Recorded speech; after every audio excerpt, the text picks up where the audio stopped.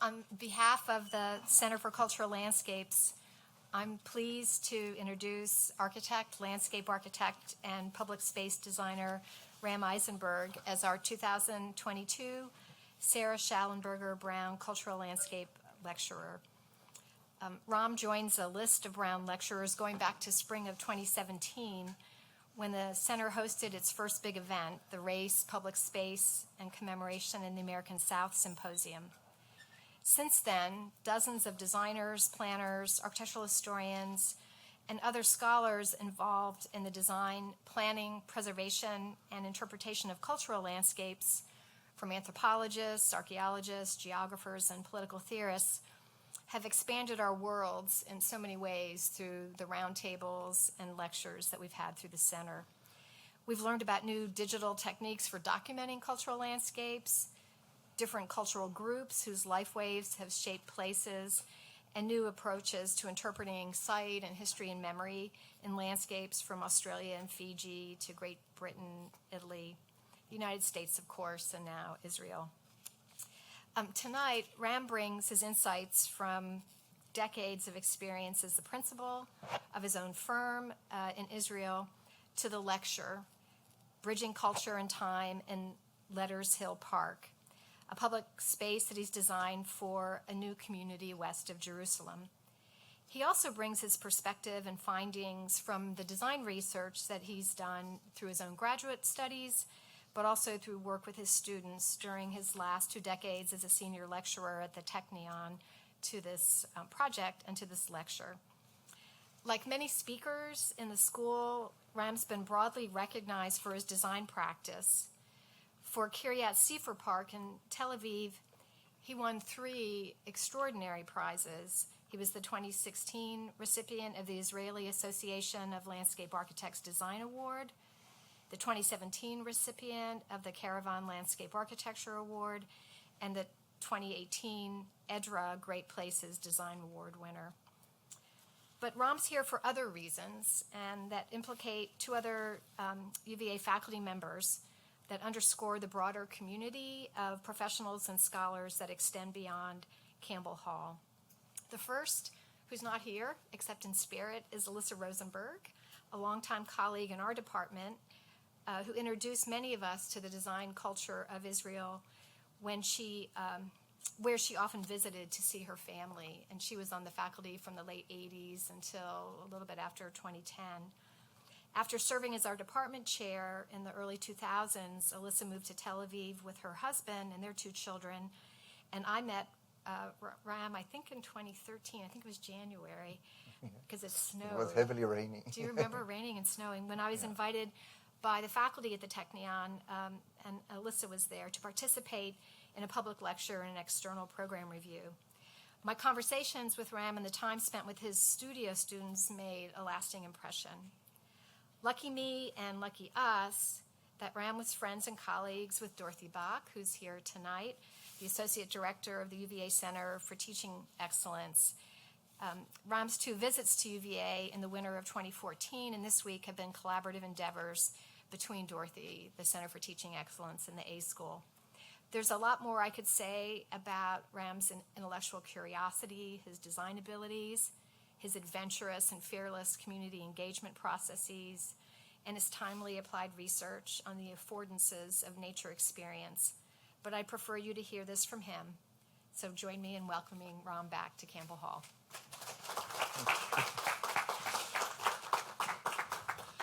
Hi. Do you hear me well? Is there yeah? Okay, I don't need to raise my voice. So let's just see that all this works. Yes, it does. Great. Okay, so for those of you who were at the talk yesterday, some of the people here, I recognize your faces. I actually want to take it from there, to continue from that point. Yesterday we had a long discussion about what makes some places make people get a sense of well-being. And what I was pointing at was that well-being is very close to the feeling that happens when you actually make sense of something, when you create new meaning, And that meaning doesn't have to be cognitive, it can also be just embodied. Now, I will not go into that deeply here unless it comes up in the conversation. But I wanted to make this an example of something that I spoke about yesterday, which is how our own experience, our own very, very personal experience, can lead us to create places that are meaningful for other people as well. And in fact, I think that's the only way to make anything meaningful, is by touching what's meaningful for yourself. So I'm quoting here Ralph Waldo Emerson. You probably know who he is, which I think said it in a very, very beautiful way. And so before we start to talk about the project, I want to share with you a little bit about who I am and where I come from. So I'm born in a kibbutz. You know what a kibbutz is? It's a kind of I wouldn't say communist, but a socialist community where I grew up, and some of the things there were very wonderful, some of the things there were not very wonderful. I don't think I want to get into that, but one of the things is that I think I became a public space designer very much with a kind of a kibbutznik values, both of community and of open space. So, this is a couple of images. My father, by the way, is the photographer. He's a very good photographer. And a couple of images from family life in the kibbutz in the early 60s. My mother, my sister, myself, my grandmother and my grandfather and me. My brother and me playing with water. Me with my grandfather and climbing trees and playing with stones. And as you can see, our playground was the world. So just enjoying and discovering what is it like to be in the world and touch what is there. The pond, the most beautiful pond that I remember as a child is this little thing, which for me was a place full of magic and mystery. It came, every time it rained, it filled up and then it disappeared. The car, that was really something. We used to go out of the kibbutz and go to this car. That was our favorite place. And you can see behind here those barren hills. That's what the landscape looked like at that time. And that's actually just behind this hill is where this project is going to manifest. So this is just to get a sense of scale, This is the United States, and this is Israel in scale. So it's about at the widest part, it takes 2 hours to drive across. And at the longest part, it takes 7 hours with traffic congestion. So here we see Israel and where we are. We're right at the center, not too far from Jerusalem. And this is Beit Shemesh. And this is an enlargement here. And we can see the kibbutz. This is from 1967, where I grew up. I grew up here.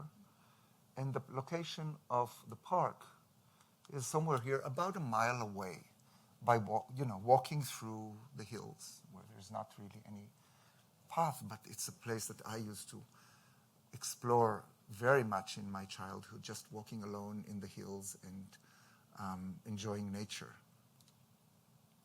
So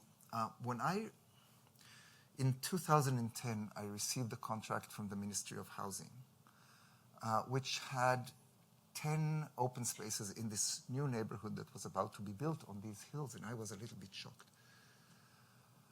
Now, the way that the Ministry of Housing in Israel works is that they don't ask you if you want the contract, they just send you the contract, and then if you don't want it, you have to refuse, and then if you refuse, they put a red line next to your name. There's good and bad about it, because you just are in line, and it just happened to come in. I happened to come in line just when this project came about. Now, the town was already designed, and I couldn't do very much about it. If I could, I would have said, don't build anything there, but of course I didn't have that option. the question was, what should I do? It's quite obvious that the development around this place is going to destroy my childhood dreamland. And I also expect that the people who live there will not appreciate this landscape. That's not the kind of landscape that I will show you in a minute why I think so. And I felt like the place is doomed. So it was a very heavy decision. What shall I do? And I decided that the challenge is, yes, if I can convey something of what I cherish to the children and adults of this new neighborhood. And this is what it looks like now in aerial photo. So you can see the park and the development around it. It's huge and rapid. So who are these people? Who are these people who are going to inhabit this place and live in this neighborhood? And what would they think of a landscape that looks like this? You know, what would they think if I wanted to keep this landscape? Probably they would think, why did they leave this neglected? Why didn't they develop anything here? And the reason is that the Orthodox community, and this is something, I don't know if you know a little bit about Orthodoxy, but it's very, very different from the secular background that I come from. So they don't study regular studies, they study religious studies all the time, and they have a very much focus on cultural heritage, but not on culture that's not their own. And, you know, they don't study about biology, ecology, math. The children are not exposed to these kind of subjects. And so when they grow up, you know, they may think, why is this neglected? Particularly when that neighborhood was designed in the, 20 years ago, it was designed not for Orthodoxy. It was designed to be a place where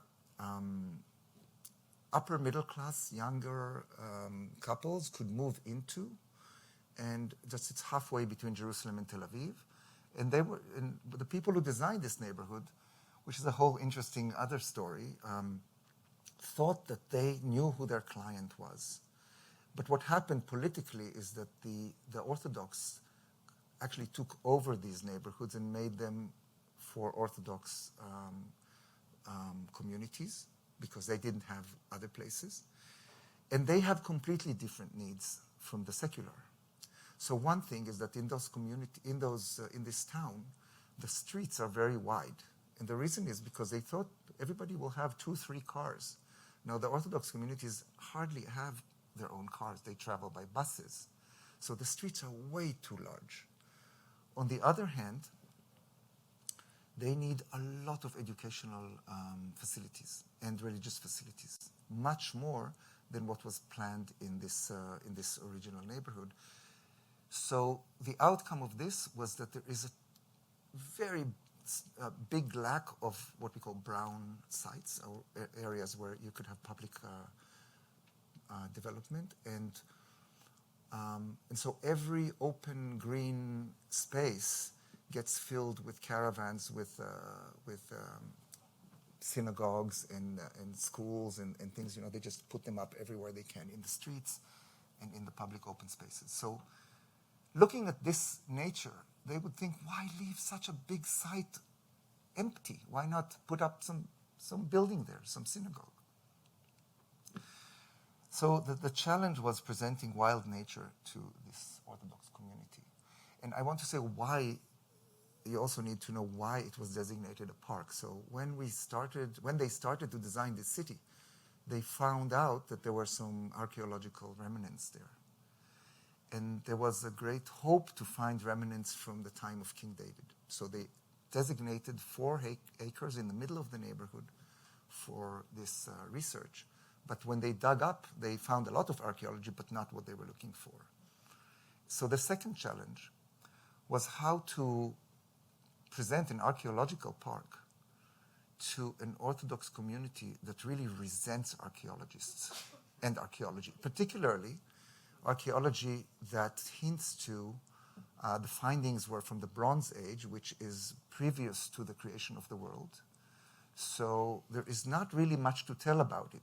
It's like this didn't exist. So how do you present these findings to people who are actually against archaeology, against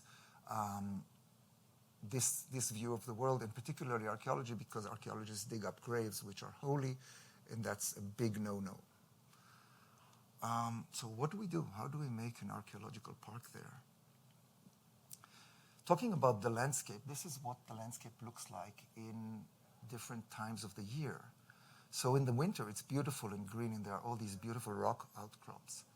But in spring, it blooms. But as come summer, it dries up, and it looks very to some people, this may not look like a very beautiful landscape. That was my fear. I love it. I love it when it dries up like this. But what I love doesn't necessarily mean that other people will too.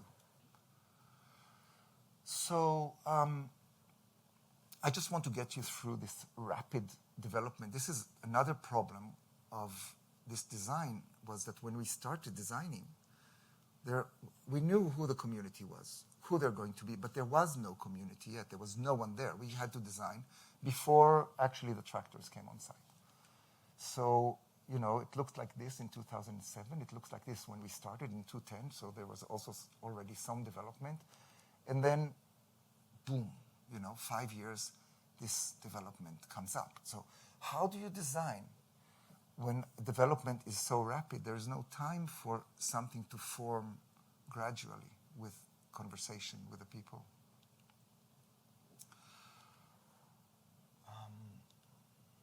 So just some images. This is what the hill looked like on the top, which is beautiful. But when we came there, this is also what it looked like on the edges. So what they did, you see how wide the roads are? So at the time of the design, the statutory design, it was actually Shlomo Aronson who designed the statutory design, and he wanted the road to be up right next to the park, so people could just walk into the park. But the way it works is that the statutory design was done, but then the road development came afterwards in the building design stage, and the road engineers prefer to have the roads sit on solid ground, not on fill. So they dug up all the roads. And so this beautiful hill, when I arrived there, looked like a kind of a birthday cake, with 4 to 5 meter high cliffs all around it, and not accessible from anywhere except one point. And that was also a great challenge. How do you make this place accessible to the people and attractive? So I will go through a little bit of site analysis and then focus mostly on the social aspects. So what we found here when we came was there was an ancient road that was left over. Of course, it was cut off here and cut off here, but in the site itself, it was still present. There were all these trees. There was this beautiful meadow just in the center.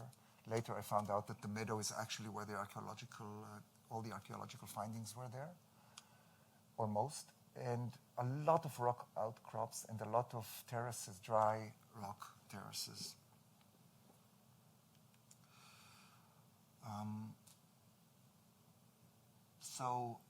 The design, the original physical design, was to cut up, to actually recreate a hill. So we kind of carve the sides of the hill back so that they connect with the road, so people can see into the park from wherever they are and come up easily on a very low slope, low grade to the top. But at the top, we had a path surrounding the center that was to be kept natural as it is. That's also where all the archaeological finds were. And you can see on the section, the concept of leaving where all the trees were kept in place. And the trees actually gave the structure its meaning. So you can see here, for example, on this image here, you can see 3 trees, and these are these trees, where we actually dug up between them and created the landscape, which it actually gave us a lot of opportunities to create places to sit. And of course, you need these flat areas for the play elements. But the trees actually were a great addition and instruction to how to do this. There was one tree in particular, this ancient carob tree at the edge here, which was the road was supposed to cut through, and this carob tree was to be taken down. But I actually managed to convince them to leave the carob tree and build this monstrous wall around it, which actually became like the gateway to the southern end of the park. Very recognizable, very clear that that's a place people can go to. So here you can see the plan, the layout of the project, and you remember all the area around the main path is basically changed, dug up, filled in, except for where the trees were. And in between the trees, we managed to put in these play areas, quite a lot of play areas. And there were some special considerations about what play areas need to be. First of all, this community has a lot of children. You will see in a minute, like many, many, many children. So you need, from anything you design, any kind of play structure, there has to be much more than one. So you don't want to have, you want to have a variety, but it's important that if you have, for example, swings, you need to have many swings so that a lot of kids can be on the swings simultaneously, many slides, etc. The fitness area was divided to a more aerobic place and a more power place, where we suggested that it can be adjusted so that it can be a women's and men's fitness area. Luckily, and I'm glad to say they didn't actually implement that, but they're using it all, and it's open to the public.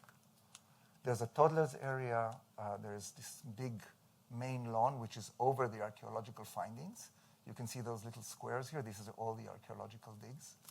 And we've covered it up with 50 centimeters of soil so that it's kept for future generations if somebody wants to dig it up. So the findings, as I said, were findings that wouldn't really connect with this public, except for the story of agriculture, because there has been agriculture there for a millennia. And of course, Jewish religion is very much occupied with agricultural heritage. In terms of vegetation, we used a lot of local vegetation to recreate the natural landscape, and partly also using seedlings, which is something that is not usual in public development. So we actually seeded almond trees, and they started to grow after a first winter. And what is so nice about almond trees is that if you plant them, if you bring a tree, I don't know if you know this, but trees that grow in a nursery, trees, when they grow, like people, their first years are the most significant years. That's when they develop their character. And when a tree grows in a nursery, it gets the best soil, soft and moist and warm. And it becomes kind of spoiled. And when you put it into the land itself, it often gets really shocked and sometimes depressed. And it sometimes doesn't grow. And also we know that the trees that grow up in nurseries, they last about 20 years, maybe 30 years. The trees that are planted as seedlings, they learn their land. They adjust to their place. They first put all their energy, the first 3 years, they don't grow very much. They just grow roots. But once their roots are in, they grow very fast and very large, and they grow faster than the ones that came from the nursery. and they actually can also live much longer. They can live up to 80 years. So we tried to make a mix of some nursery plants for the Ministry of Housing, because they wanted to see trees already there, but also mix in seedlings. Okay, so I hope I can make this movie work. לפני שעבדתי איתו, This is a little bit about the making of the park, okay? אז הפחידו אותי המון ממנו. אמרו לי, תשמע, הוא אדריכל משוגע, הוא מפרק כל הזמן דברים, הוא לא נותן לך להתקדם, הוא כל הזמן תוקע אותך. כן, מה שלומך? הכל טוב. אהלן. מה קורה? סבבה. אז מה שהבעיה פה, תראה, עשיתם עבודה יפה, אבל באסה לי לפרק לכם אותה. אבל אנחנו צריכים שזה לא יהיה רציף. זה לא יכול להיות רציף, אני חייב לפרק חלק מהם. הלב יורד לתחתונים.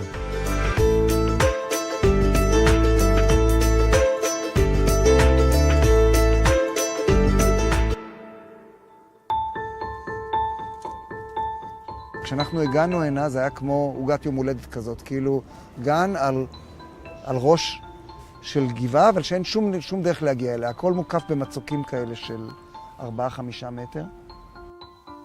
המפגש הראשון עם הפרויקט היה בעצם לקבל סט של תוכניות שהם מאוד הפתיעו אותי בהתחלה. לא כל כך הבנתי את הפרטים, זה לא ביצוע סטנדרטי. לא בנינו קירות תמך, אלא פיסלנו מחדש את הגבעה, זאת אומרת, חצבנו מדרונות.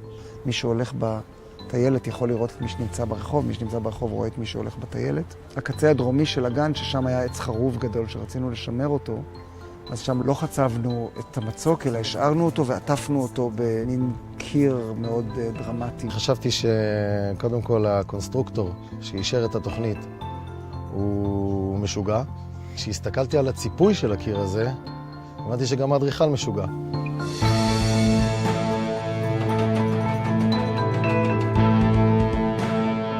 עכשיו, זה לא כמו כל קיר איטליאני סטנדרטי, שאתה מתחיל עם האבנים הגדולות למטה, ואז מתחיל לעלות עם אבנים קטנות למעלה. פה האבנים הגדולות באו למעלה, כמו שהם באו למטה, ולפעמים היינו על 3 אבנים, היינו מבזבזים יום שלם. אחד הדברים היותר מאתגרים היה בעצם להכשיר את הצוותים. רוב הפועלים שבאים מתחום התשתיות והפיתוח, הם רגילים להתמודד עם דברים די פשוטים. סלילת כבישים, מדרכות, אבני שפה, ופתאום אתה מביא אותם לפארק שהוא גם, יש בו נושא של שימור ארכיאולוגי. יש גת עתיקה, שהשביל ממש עובר לידה. הקיר טרסה המקורי, אתה יכול לראות אותו, זה הקיר החקלאי המקורי שבנו אותו לפני מי יודע כמה מאות או אלפי שנים. ופה בנינו את הקירות האלה שהם הגובל של היציקה. אחד הדברים שהיה מאוד קשה עם הקירות סנסן האלה היה ללמד את הפועלים לבנות אותם לא בקו ישר. הכל פה זה פרשנות מקומית כזאת, איך בדיוק יהיה היציקה ליד האבן הזאת. בספסלים היה איך למרוח כאילו פרטים כל כך פשוטים של מריחת בוץ.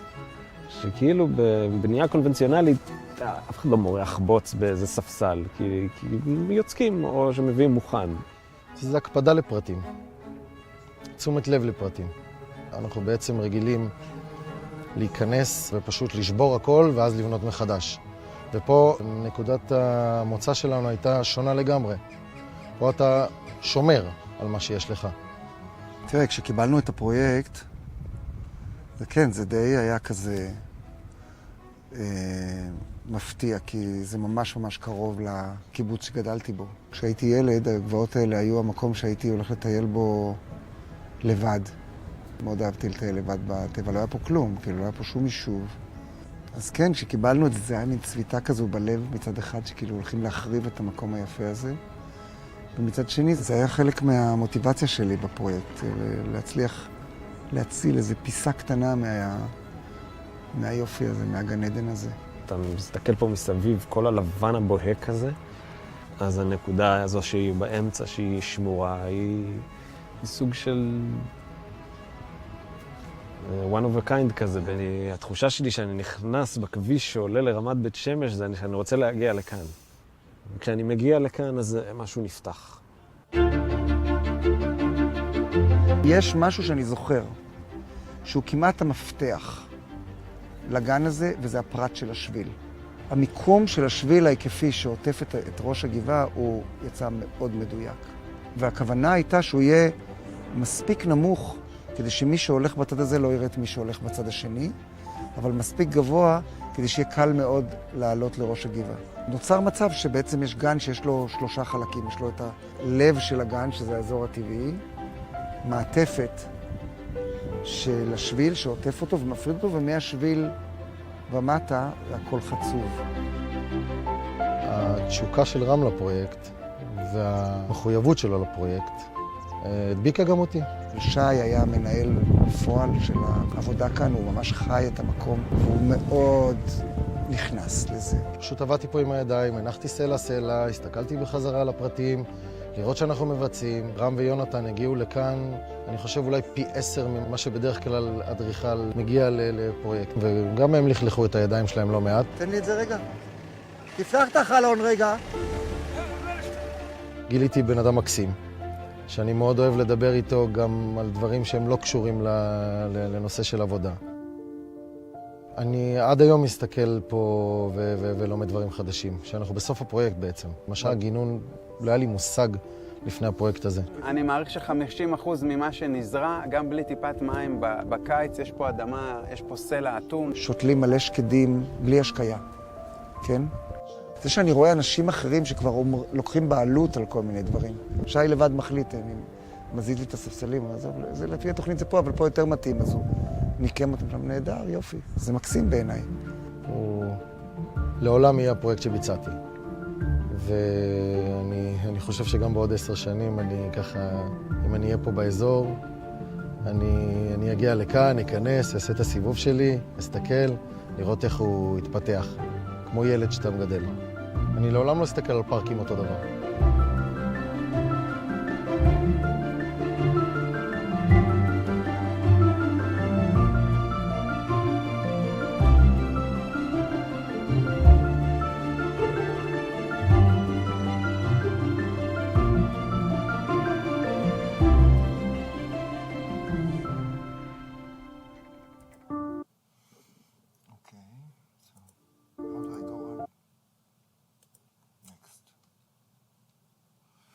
Okay, so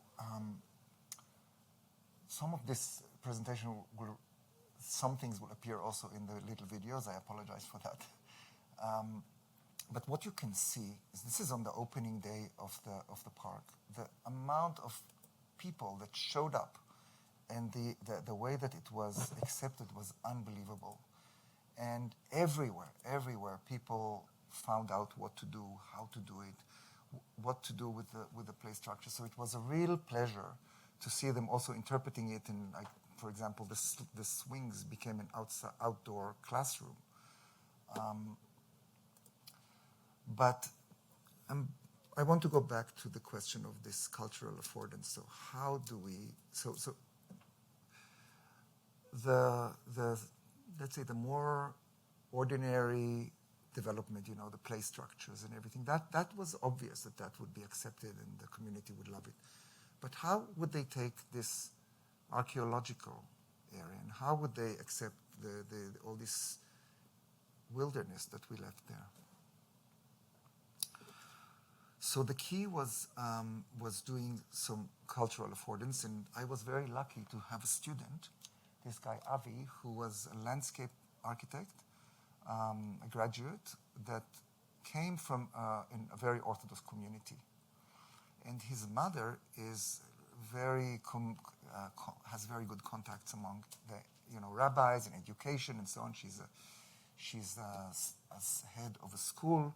And so we had access to people who could guide us and think together what could work, how we could interpret what we have there so that the community would actually find meaning in it.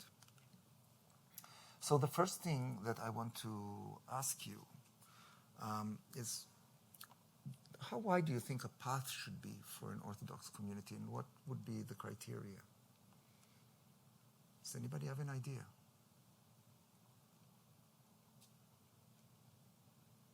Yes? Well, I noticed there's the strollers. It needs to be wide enough to accommodate many strollers. Yeah.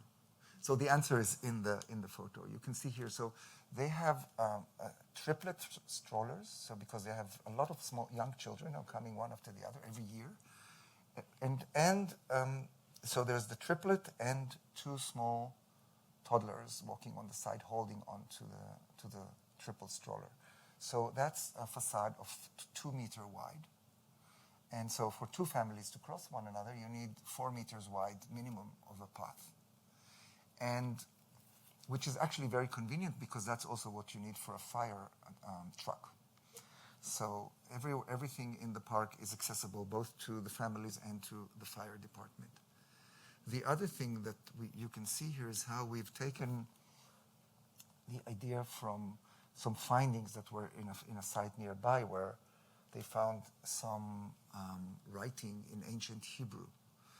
And what we did, we created these signs that are like mystery signs. So there are signs in the park in different fonts. Some of them are written in fonts that the kids know how to read, but some of them are written in this kind of writing that they don't know how to read, and they have to go figure it out. What is actually written there on the sign? We also impressed into the concrete pavers, we impressed both leaves from the plants around and also all kinds of things written in gematria. Gematria is a way that Jewish people have to represent letters in numbers. So each letter has a number that stands for it. And at first we wanted to write things on the floor indicating what is around there, but then we found out that that's, how do you say sacrilege? If you actually step on the Hebrew alphabet, it's supposed to be holy, so you can't put it on the ground. You can only put it on the side, like here, but on the top, so this is the letter Mem, and on the top is number 40, which stands for the letter Mem. So you can sit on the number, but not on the letter.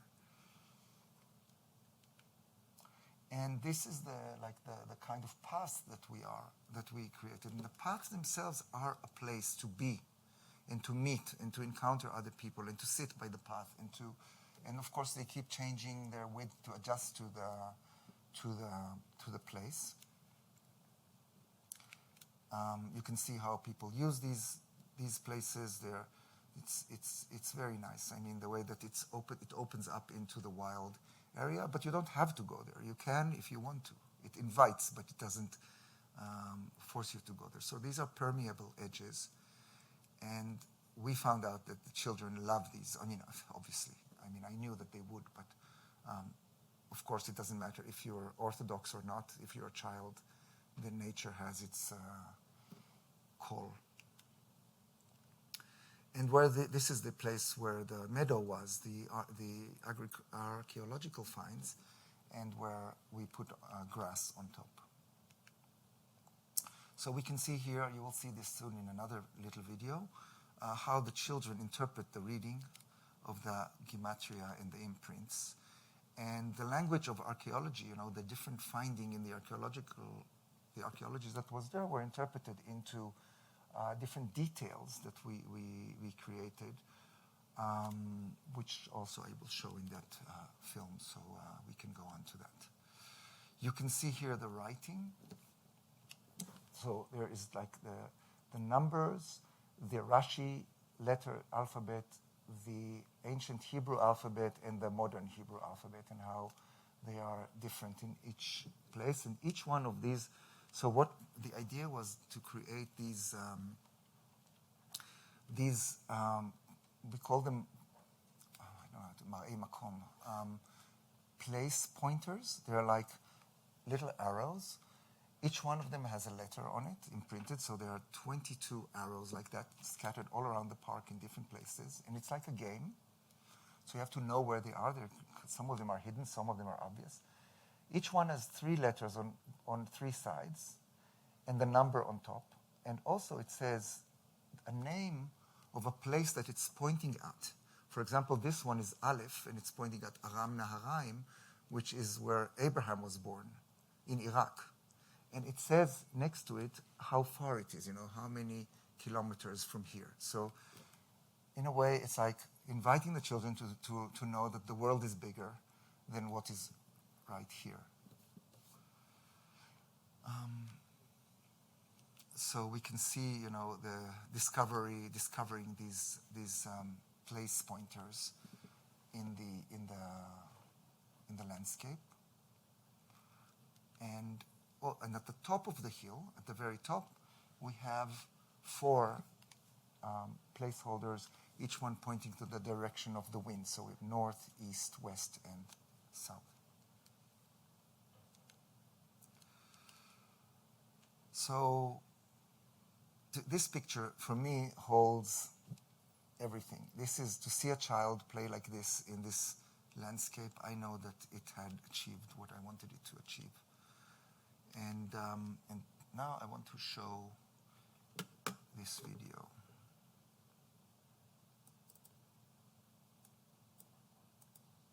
אין דבר כזה פארק חרדי.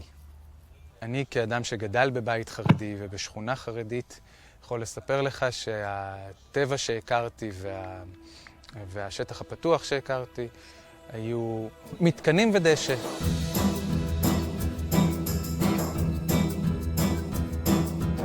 אף אחד לא בא לילד החרדי ואומר לו, תראה, הנה סלע, תראה איזה יופי, תראה מתחת לסלע, תראה מעל הסלע, תראה את העץ הזה, את העץ הזה. אף אחד לא בא לילד החרדי ומעניין אותו בדברים האלה, כיוון שלא אלו הערכים החשובים של לציבור החרדי. בגן הזה, רם תכנן 43 דונם, שמיועדים כולם בתוך השכונה החרדית, מיועדים כולם לציבור החרדי. יש פה אזורי טבע נרחבים שבהם זה נראה שלא הייתה נגיעה, וזה חסר תקדים.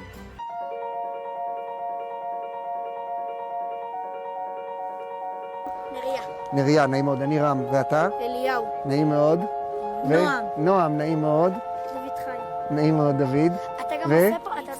יצחק? הגן הזה נפתח באופן רשמי לפני שבוע. עכשיו הוא ממש עמוס וזה חג, ובאים פה מכל העיר ואפילו מחוץ לעיר. כן, תודה, תודה. אתם נהנים? זה הגן הכי טוב בבצע. כן? כן. מה אהבתם בו? את הכל. הוא מסודר יפה. אין דבר בתוך דבר. הוא עומד על צל ההר ככה יפה וזה. ואין דבר בתוך דבר. פה יש מקום מסודר, וגם יש בכל הגילאים.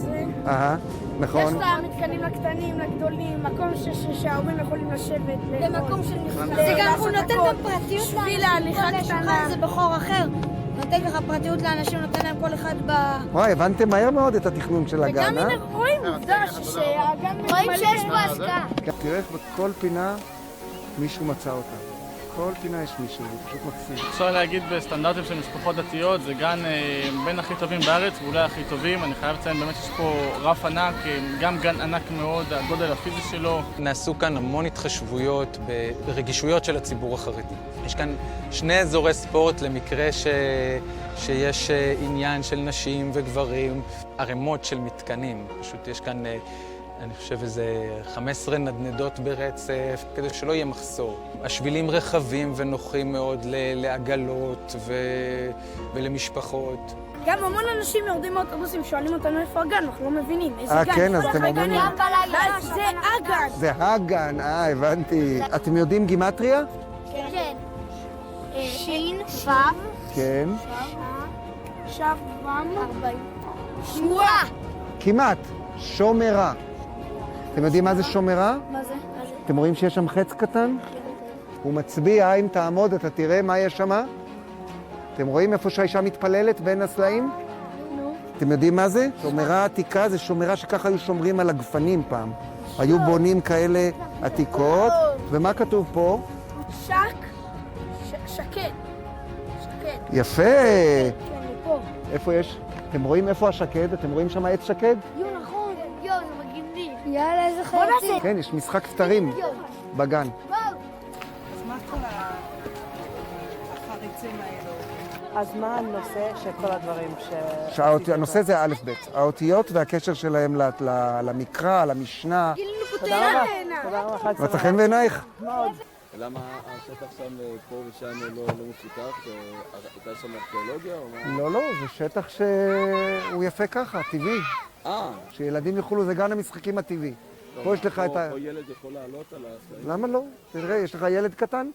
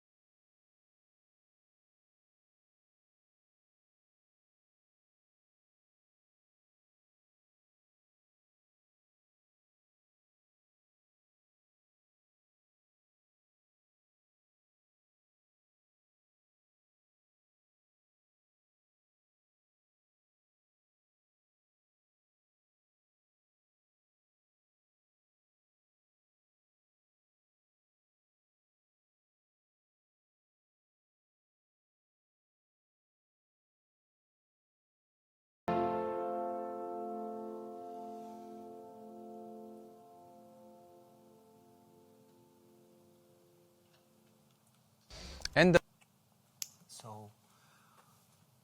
after, this is a lot of people always refer to the symbolic shape of what we do. So I just want to say that this symbolic shape came after we finished the park. When we thought of how can we express what it is, we suddenly realized that it really looks like a page from the Gemara, which has the heart of it surrounded by a boundary. And then you have the area, which actually there's two parts to the first surrounding, first surrounding areas. This is the heart. Then there is the Rashi interpretation, which is where the playgrounds are. This is like the closer to the interior of the city. It's always at the center, at the side, the interior side of the book. So if the book gets burnt, that's the last thing to burn. And then there is the other interpretations. And then there is everything that is around, which is basically the life of the city. I just wanted to make sure that you don't think that this came in the beginning, that we didn't design with this, but it's a kind of nice afterthought. Okay, so that's it. That's Letters Hill Park. I hope that you liked it, and I'm open for discussion, questions.